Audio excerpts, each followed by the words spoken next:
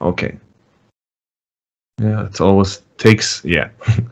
Hey there, this is Schwermetallisch from Germany. I'm sitting here with Freddie and Matthew Barlow of the band Ashes of Ares. Hi, guys. Hello. How you doing? I'm doing great. I'm, yeah, of course, a bit excited because I'm, yeah, you were the first vocalist I ever saw live, so Wow. that was my first concert in '96, I think, and Nice. I was 15. That Dark Saga. Yes, of course. It Yeah. was in Zeche Bochum Nice. with Nevermore. Yep. Awesome, man. Yep. Those was some great shows, man. So Yeah, that was really kind of my first real tour. I'd gone over to do a few shows. I think it was like some summer metal meetings or something like that with for Burn Offerings, but that was it for that record. Really, we didn't do anything else. And then, Dark Saga was just kind of like the big thing, and kind of that was a great tour, though, man. It's really great. Our first tour with Nevermore, so it was pretty amazing. Yep. Yeah, that did build the foundation for me being a metalhead to this day. So yeah, yeah, I know there's a question that every musician nowadays gets asked if they do interviews. So I get this over with. How did life change for you guys during COVID? Freddie? On my end, nothing really changed. I mean, I kept going into work, and actually my wife and I, both of our careers actually got busier. And we're out in Arizona, so we weren't really locked down like the rest of the world. Still the Wild West out here, and other than not being able to go to any concerts because nobody was touring, nothing really changed for us. So I guess we're lucky in that respect. I know a lot of people had it much harder than we did, and that really sucks, but I guess we just got lucky. Yeah. I mean, the thing is, we both have friends who are full-time musicians and things like that. Full-time most of the time, I guess you would say. They actually make money performing and stuff like live, because that's where music is right now. You really don't get paid for recording music unless you're selling millions of records. So when that's your life is being out on the road and touring, and that's the way you make money. I mean, that's really tough, man. And so it was, we really feel for them. I mean, I know it's still tough right now with everything going on, and they're still talking about, maybe, redoing shutdowns or, shutting down stuff. So, 2 years, if it goes for 2 years straight with folks not being able to tour and really making money, on what they're doing. I mean, I don't know what we would do if we were full-time musicians. We are sort of blessed in that regard. we have other careers and things like that. But it's difficult. I mean, the only thing that I can hope is that during this time, it's allowed people to regroup and write and things like that. And maybe, maybe there's going to be some great music on the end of it. So that's certainly my hope as a fan of music. So. Yeah, here in Germany, it's like we had just a few weeks of concerts again, but the numbers are rising again. So from Monday on, there's no more gigs anymore for as long as the numbers are fucked like they are.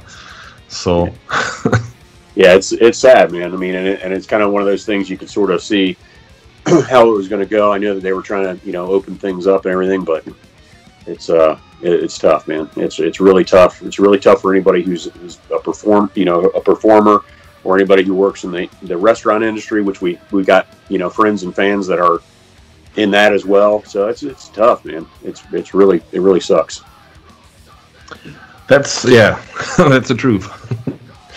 So away from this fucked up topic, bringing people down. I researched a bit because fanboy. Is there any chance to get my hands on the old Cauldron demo? You know what? I don't know, man. I don't know who's got the original masters. I'm guessing it. Maybe my brother does. I haven't spoken with him for a long time, so that's a whole other story, which I won't get into. But he may have that, and I know he's out there. So if his name is Jim Barlow. He's probably, I'm sure he's got Facebook or whatever. So maybe if you hound him, he might be able to supply you with something. At least burn you something maybe and send it to you. But as far as the original, I think I have one of the original cassettes from the second demo. I wish I had the first, because I thought the first stuff was pretty cool too. But I don't think I have that anywhere.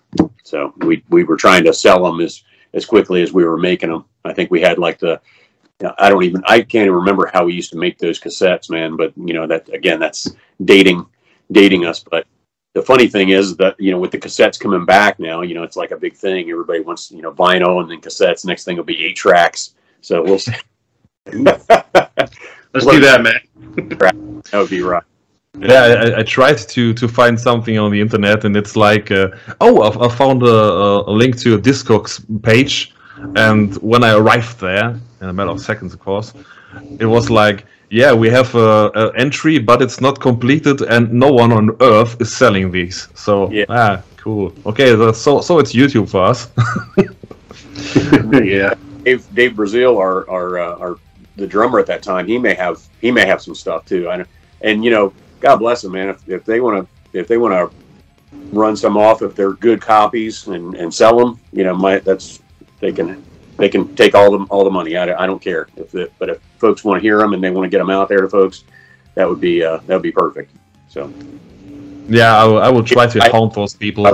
I said it here. They can do whatever they want with them. So just so long as you hear them, that'd be great. So Freddie, I really admire the background. That is a really cool man cave. Yeah, this is where I did most of the recording for the last album. Yep. This is just one wall, but it's just, I got toys and all kinds of stuff the child should have. What can I say? I don't have any kids, so I'm my own kid. That is okay. I don't have kids either. So, and I think you maybe saw that I got the Hulk holding your debut CD. So, yeah, nice. That is that. So I get you are a comic fan too, yeah? A little bit. I like the Peanuts sometimes and Family Circus, that kind of thing. I know perfectly well that he is a comic fan. Yeah, I've got a bit of a problem with it, but it is what it is. I don't spend nearly the money that I used to, because I do have kids, so they get most of that kind of cash now. But yeah, they're more gamers. My kids are more gamers, but they do like comics, and they do get some comics. So. I will get back to that matter at the end of the interview, before I forget the rest of the questions, of course. So, getting into music, Matt, as a vocalist, what is the most difficult event in your career when it comes to your voice? The most difficult event, I would say that probably... as far as like the most difficult, like on stage, was probably during the recording of Alive in Athens, because the crowd noise was so loud, because everybody was singing so much. It was very difficult for me to hear what I was doing, and that was pre in-ear monitors for me. So that's one of the reasons actually that kind of pushed me to go with in-ear monitors, because I could hear so little. And so by the end of those 2 days or whatever, I was probably deaf and hoarse and everything else, just because I was trying to hear myself, and it was so difficult. So, but hopefully the end result was good and everything worked out. But that was a really tough time for me, and that was one of the reasons that I went to in-ear monitors. And that's probably a blessing for every vocalist alive right now, because that just seems to be the way that everybody's going. And actually, a lot of musicians are doing in-ear just because it does save your hearing, I think. And in the long run, that's probably good for everyone. Yeah, I think so too. So Freddie, you play guitar and bass. Which instrument do you favor and why? It used to be an easy question, but I honestly, over the years, I mean, I've been playing them both just as long as each other. It just depends on what mood I'm in and what day, what I want to pick up. Sometimes I'll just put on an Iron Maiden CD and grab the bass and just play the whole thing. And, other times I'll pick up a Slayer CD and grab the guitar and go along with it. It all depends on how I'm feeling. I don't prefer one over the other. That's a boring answer, but yeah, that's what it is. Most musicians are really diplomatic when answering questions. It's like, yeah. Yeah, but he also plays drums too, so then you got to throw that in there. Yeah, but I'm not very good at that. I can, But no, guitar, bass, I love them. I love them both. I really think that over the years I fell in love with the bass more and more, because it's an instrument you don't always really hear when listening to heavy metal records, because sometimes it's mixed so much into the background that you as a fan that the rest of the band depends on the bass and the drums to know where they're going, but sometimes you just don't hear the bass. Yeah, it's one of those instruments, when it's played correctly, you don't even notice it really when you're just listening. But if somebody plays it wrong, then it stands out. Yeah. Well, I think what Freddie does with Ashes is that and that's probably the reason, because he does give he does play both instruments, and he gives both their due. So when mixing, pretty much Freddie's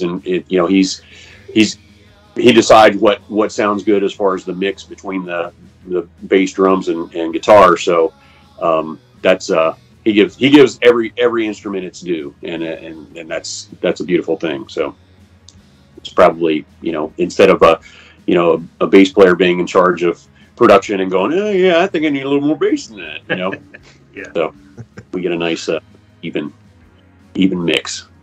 Yeah, that is great, because I know many bass players who are really great at what they're doing, and the mix really ruins the performance for a reviewer like me. It's like I know he's there, but I can't hear him, because there's two fucking guitarists playing, and they always tune it up like, okay, we need to hear ourselves, and the loudness always gets in the way of really hearing the bass. Yeah, well, I think that's the importance too. I mean, Freddie, I don't know if Freddie would agree with me or not, but just having those difference in tones, because it's not so much about volume; it's about how the tones separate the sound, and so you can hear the bass, you can hear the different tones of the guitars and everything like that. So, and justice for all. Yeah, I understood that reference. That's what Cap would say. So, who did the drums for your EP, Throne of Iniquity? It's a guy named Kyle Taylor. We've been friends since middle school, and we actually started our first band together late in high school, and we've been friends our whole lives. And we knew we were only going to do a couple of songs, and he lives about a half hour from me, so he just bought a new drum set. I said, hey man, you want to do this? And he'd also done a few shows live with us, out west for the Well of Souls shows we did. So he'd already played with us live, and it was just really easy for us to go into the studio by my house and have him come over and do it. Okay. And he's also the guy in the two videos that we did, the Let All Despair and the Alien. Same guy. Yeah, I watched that video a few hours ago to get in the mood. Yeah.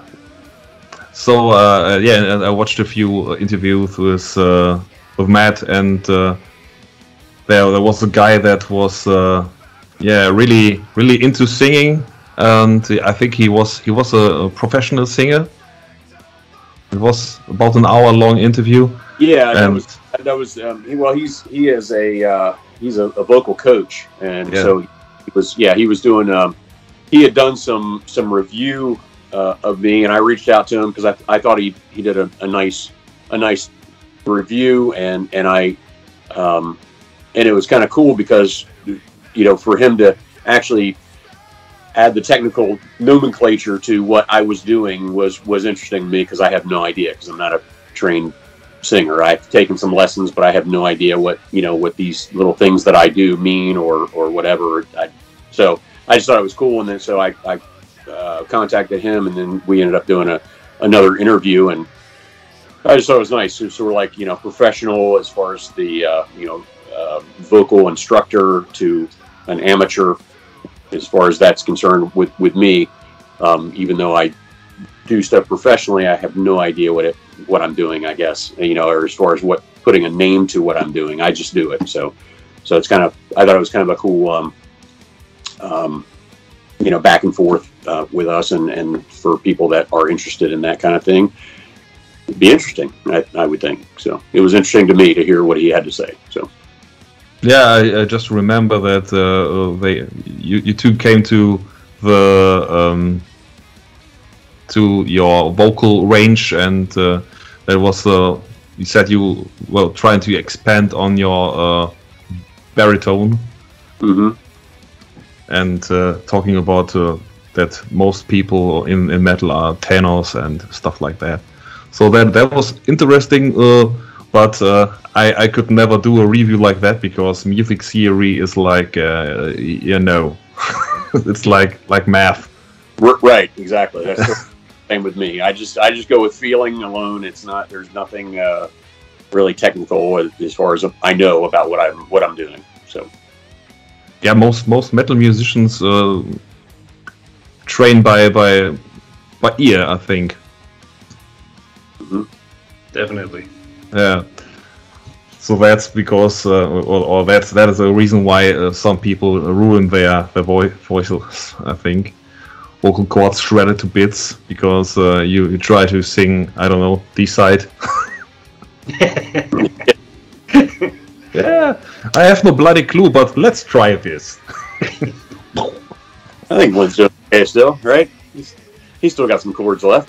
Oh yeah, they're going to be here next month. Nice. What is the phrasing of that word? Is D-side correct? D is side, technically. D is side. 3 syllables. Yeah, some Germans still say die-side. Die-side, yeah. Well, you know, we go places, and you know, you say Aris, we say Aries, so it's all good in the hood. I always thought that some of the Greek gods' names really sound weird when spoken in English. Like Zeus in German is Zeus, and it sounds a bit like, yeah, it's a bit more majestic. And or Perseus, it's Perseus, and yeah, that sounds. Sometimes I'm really struggling to. If I watch a movie like I don't know, Wrath of the Titans, and it's like in English, and the names sound so weird to me. So back to comics for a little bit. I know you're a big Punisher fan, Matt. Mm-hmm. Did you watch the Netflix series? Yes, absolutely. Yep, it was awesome, and I hope that they're going to continue. Can you continue on with Bernthal in the MCU or whatever, you know, version that they're going to do with Disney? You know, I know Disney struggles with the with the rated R stuff, but I think they need to figure it out, and just even if they just do like a dark version of the MCU and let them go with it, because I think it's pretty important. I think it's well, it's important to have, you know, those characters really be representative of what they're supposed to be, not what some people think they should be. I guess, you know, executives or whatever. I think they either do it right or don't do it at all, I would say. As a policeman, is there some kind of conflict in yourself for being a fan of the Punisher? I don't think so. I mean, I understand that it's fantasy, okay, Kind of like the same way that I'm a fan of Batman, but you know, I don't necessarily agree that there should be vigilantes out there in the real world. I understand that it's an alternate reality, or you know, that kind of thing. So I understand that, you know, in this world there has to be rules and laws and things like that, and we have to follow them. So yeah, back in the day they all had these moral codex, like not killing and stuff like that, and the MCU really did water things down for me. I really love these movies, but villains constantly get killed. And I don't get it. So I researched a bit to find out when the new full lengths will appear, and I pinpointed it down to fall this year. Is that right? Well, I'll let Freddie hit.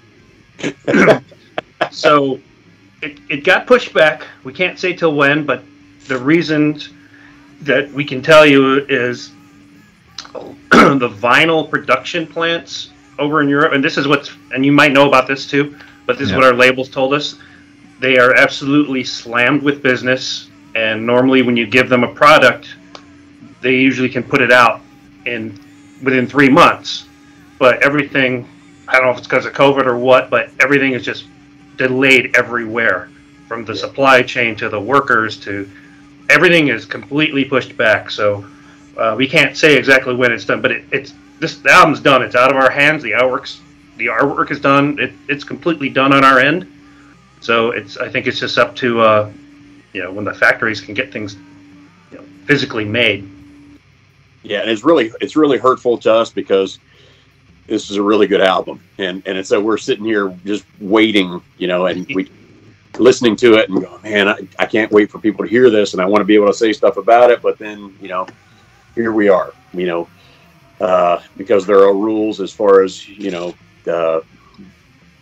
pre-release and all this other stuff, talking about it and everything. So we really want to talk about it, but we really can't so much. So yeah, and the label, they give us a schedule of at this date we want to release this information, and this day we want to release this information. So we know what their schedule for releasing information to the public is, and we have to abide by that. I mean, we can answer stuff vaguely, but